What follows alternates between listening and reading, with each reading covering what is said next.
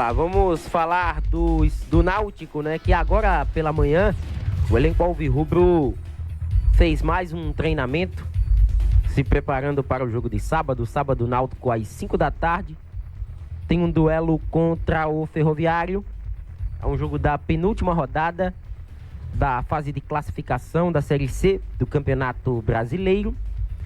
E ontem o clube divulgou uma nova parcial de ingressos para esse jogo.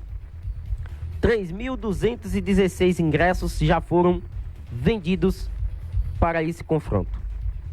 Uma boa parcial, na minha visão, e a expectativa é de que o Náutico possa ter, sim, casa cheia para esse jogo, tendo em vista que o apelo é muito grande. A gente sabe que o Náutico necessita dessa vitória, além de observar outros confrontos da rodada, para ver as suas reais chances de classificação à segunda fase do torneio. Hoje, o site Chance de Gol aponta o Náutico com 26% de chances de classificação à segunda fase.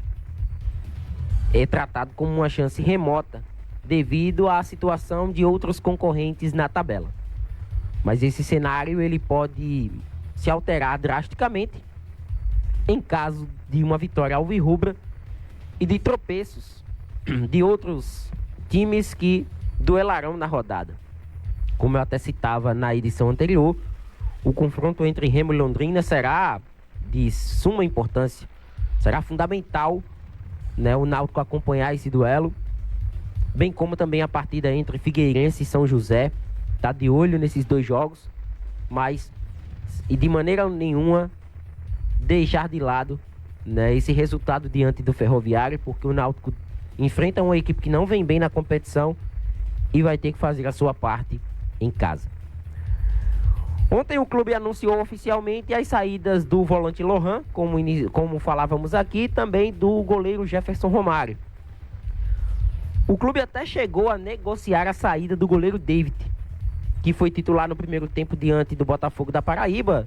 Aliás, no segundo tempo, foi a alteração feita pelo técnico Bruno Pivetti. Começou a partida com Jefferson Romário, depois acabou acionando o David na etapa final.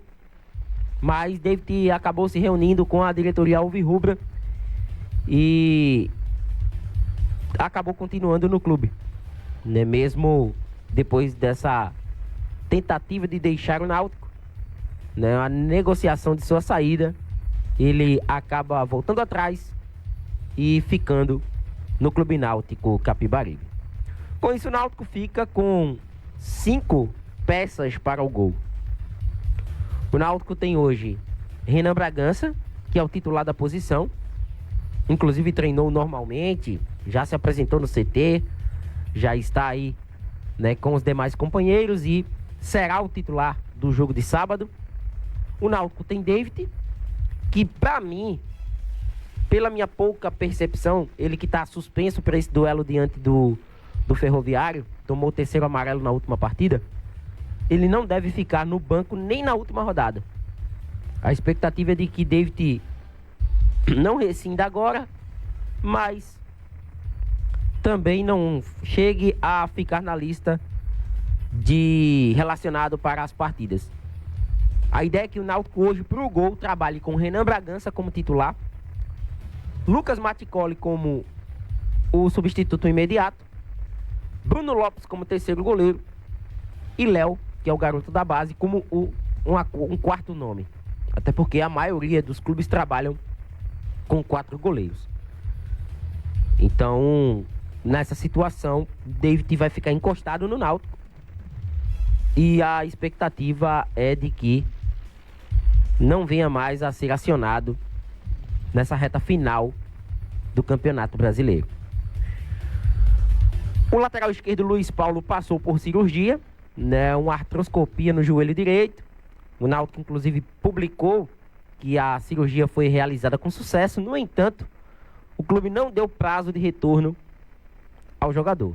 Expectativa de que até pelo tempo de recuperação, pós-operatório, todo o processo que o jogador passará, dificilmente, e até pelo número de jogos, poucos até, na melhor das perspectivas, o Náutico entrará em campo por 8 vezes, ainda em 2024.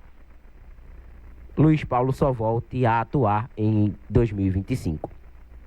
Ontem uma boa notícia no boletim da CBF. A gente viu a rescisão contratual do Náutico com o atacante Leandro Bárcia.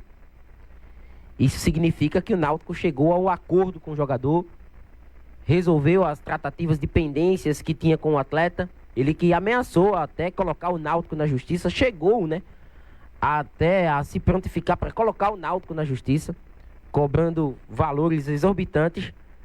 No entanto, o Náutico conversou com o atleta e, assim como o Raiva Negas, que seguiu para o futebol colombiano, defender o Deportivo Pasto, Leandro Bárcia agora é atacante do Boston River, do Uruguai. Ele volta ao seu país de origem, Campeonato Uruguaio, até que tem estreia marcada para esse final de semana.